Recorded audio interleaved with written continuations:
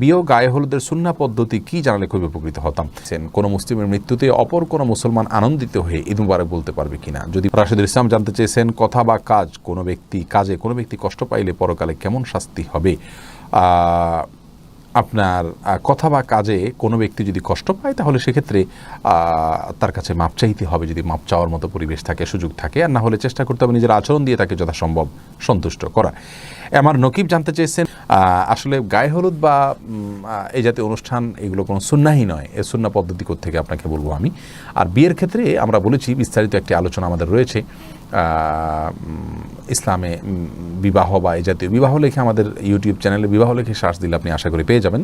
1 ঘন্টা একটা আলোচনা বিস্তারিত আমরা সেখানে বলেছি। অল্প মোহর হওয়া উচিত, ঢোল তবলা ইত্যাদি বাজানো বা গান বাদ্য ইত্যাদি, হারাম মিউজিক ইত্যাদি থাকা উচিত নয়, নারী পুরুষের মিশ্রণ থাকা উচিত নয়, এবং আপনার বিবাহ কেন্দ্রিক যে সমস্ত অনাচার আছে সেগুলোতে বেঁচে থাকা উচিত, এবং বিবাহ সংশ্লিষ্ট অনেকগুলো বিশেষ জ্ঞাতব্য বিষয় আছে সেগুলো খেয়াল করতে হবে, যেগুলো আমরা আলোচনায় বলেছি। শুনে দেখবেন ইনশাআল্লাহ বিদিনিল্লাহ।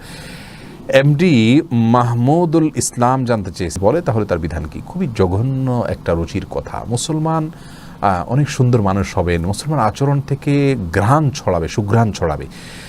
মুসলিম অন্য কোনো মুসলমানের আনন্দে ঈদ মুবারক বলা, এটা মানে হলো তার ভিতরে পশুত্ব রয়েছে, সেই মুসলিম এখনো হতে পারে না। আল মুসলিম সালিম আল মুসলিম লিসানিমাদি, তার হাত মুখ দ্বারা অন্য মুসলিম নিরাপদে থাকবে। কিন্তু আপনি কারোর মৃত্যুর পরে ঈদ মুবারক বলা ওই মৃত্যু ব্যক্তির পরিবারের জন্য কষ্টের, তার ভালোবাসা মানুষের জন্য কষ্টের, তাহলে আপনার হাত মুখ দ্বারা অন্য কেউ নিরাপদে থাকলো না, কোনো মুসলমানের চরিত্র হতে পারে না। আল্লাহ তাআলা আমাদেরকে হেফাজত করুন। জামাল আহমেদ জানতে চেয়েছেন মজলুম কারা, মজলুমের দোয়া করলে তা কবুল হয়, এটা কি সত্য?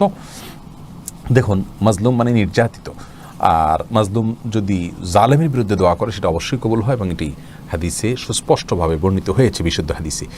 মনির আহমেদ জানতে চেয়েছেন কবর প্রতিস্থাপন বা স্থানান্তর করার শরীর বিধান কি। হ্যাঁ, প্রয়োজন হলে কবর প্রতিস্থাপন বা স্থানান্তর করা যায়। যেমন কথার কথা কোনো একটা কবর কোনো মসজিদের বা কোনো এমন কোনো জায়গায় পড়ে গেছে যে এই কবরটা আলাদা হয়ে গেছে, তাহলে সেক্ষেত্রে এই কবরের ধ্বংসাবশেষ ওই ব্যক্তির সেগুলোকে সরিয়ে নিয়ে কোনো একটা কবরস্থানে দাফন করা যায় রয়েছে। পীরকে বাবা বলা যাবে কিনা, এমডি মহিউদ্দিন বলেছেন না, বাবা কেন বলতে যাবেন পীরকে। আপনি বাবা বলবেন আপনার জন্মদাতা বাবাকে, এছাড়া শ্বশুরকে যদি বাবা বলাটা রূপকর্থে বলা হয়।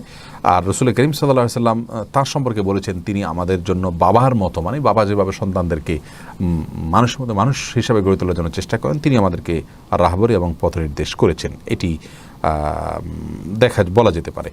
আলী আহমদ জানতেছিলেন বাংলাদেশ ইসলামী ব্যাংকের চাকরি সম্পর্কে। জি, বাংলাদেশ ইসলামী ব্যাংকে বা যতগুলো ইসলামী ব্যাংক আছে এগুলোতে চাকরি করাটা জায়েজ রয়েছে, হারাম বলবো না, তবে সন্দেহপূর্ণ বিষয় থেকে শুবহা থেকে বেঁচে থাকতে পারলে বেশি ভালো এবং উত্তম তাকওয়া কাজ হবে।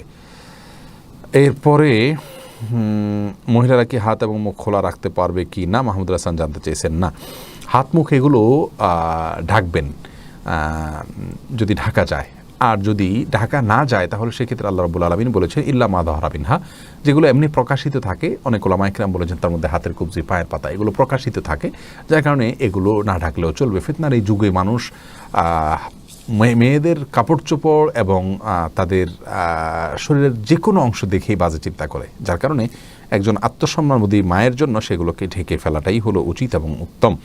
কুকুর নিধন করা জায়েজ আছে কিনা, ফয়সাল আহমদ জানতে চেয়েছেন। বিনা প্রয়োজনে নিধন করা জায়েজ নেই, তবে কালো কুকুর সম্পর্কে হাদিসে বলা হয়েছে এটা শয়তান, বিধায় এগুলোর ব্যাপারে নির্দিষ্ট করে আপনার ব্যবস্থা নেওয়া যেতে পারে, কিন্তু গণহারে কুকুর হত্যা করতে বলা হয়নি। বিশেষ করে কালবে আকুর, যে কুকুর মানুষকে কামড়ে বেড়ায়, ক্ষতি করে, সেটার ব্যাপারে হাদিসে অবশ্য আপনার গুরুত্ব আরোপ করা হয়েছে হত্যা করার বিষয়। নামাজ পড়ার সময় পোশাকে যদি কোনো প্রাণীর ছবি থাকে তাহলে নামাজ হবে কি না, নোমান ভাই জানতে চেয়েছেন, এনএস নোমান। যদি কোনো কুকুরের ছবি কোনো ছবি থাকে, কোনো প্রাণীর ছবি থাকে, তাহলে নামাজ হয়ে যাবে, কিন্তু এই কাজটি খুবই অন্যায় কাজ, খুবই দুর্গর্হিত কাজ এবং জঘন্য কাজ। কারণ হলো সালাত পড়বেন আল্লাহর রহমত আসার জন্য, আর কোনো প্রাণীর ছবি থাকলে সেখানে আল্লাহর রহমত আসে না, তাইলে আপনার এই সালাতটাতে কীভাবে আপনি আল্লাহর অনুগ্রহ লাভ করবেন? এই জন্য কোনো প্রাণীর ছবি আসে এরকম জামা কাপড়ে সালাত আদায় করা উচিত নয়। কিন্তু যদি বিকল্প কিছু না থাকে, ওই জামাকে উল্টিয়ে পারলে পড়বে, আর সেটাও যদি কোনোভাবে করা না যায়, দোনো পাশে যদি ছবি থাকে, তাহলে সেক্ষেত্রে সালাত ত্যাগ করবে না, ওই অবস্থায় পড়ে নেবে। এরপরে সাদিয়া আফরিদ দিবা জানতে চেয়েছেন বাবা তার প্রাপ্তবয়স্ক মেয়েকে জড়িয়ে ধরে আদর করতে পারবে কি না। করা উচিত নয়, এগুলো ফিতনার কারণ, উদ্দেশ্য ভালো থাকলেও।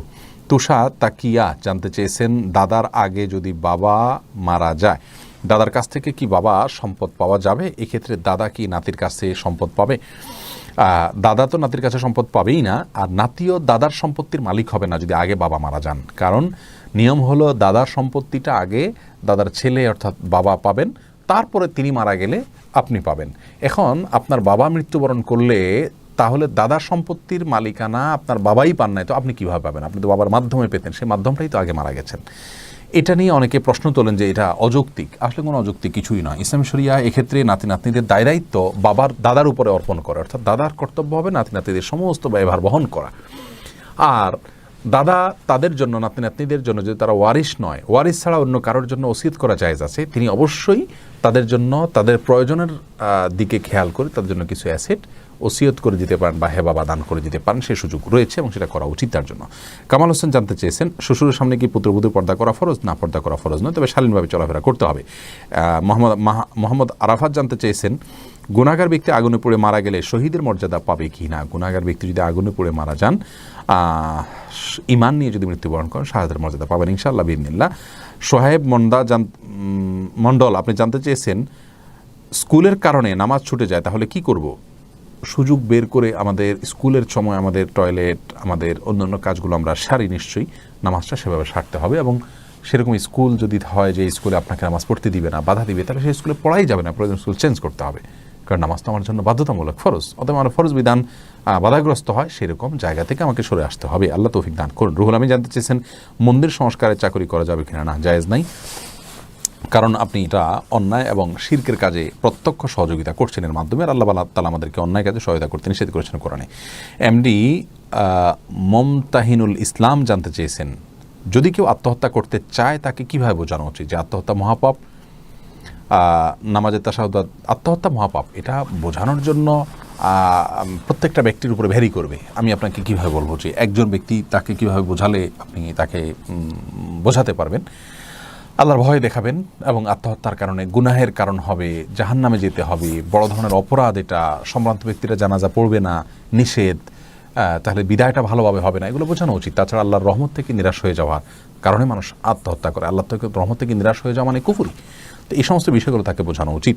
ফয়সাল আহমদ জানতে চেয়েছেন, চাকরির উদ্দেশ্যে আমল করা জায়েজ আছে কিনা? করা যেতে পারে। কোনো বিশেষ আমল করলে যদি চাকরি পাওয়া যাবে এরকম হয় তাহলে করা যেতে পারে, কিন্তু চাকরি ধরে রাখার জন্য আমল করা সেটা জায়েজ নাই। যে আমি আমার বসকে খুশি করালাম সেজন্য আমল করলাম, তাহলে সেক্ষেত্রে এটা জায়েজ হবে না। জাহিরুল ইসলাম জানতে চেয়েছেন, মাগরিবের আগে তাহিয়াতুল নামাজ পড়া যাবে কিনা?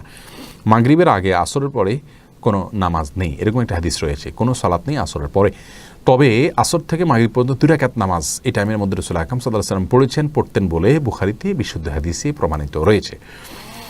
এজন্য তাহিয়াতুল মসজিদের নামাজ যেটা, এটাকে অনেক উলামা ইকরাম এক্সেপশন করেছে।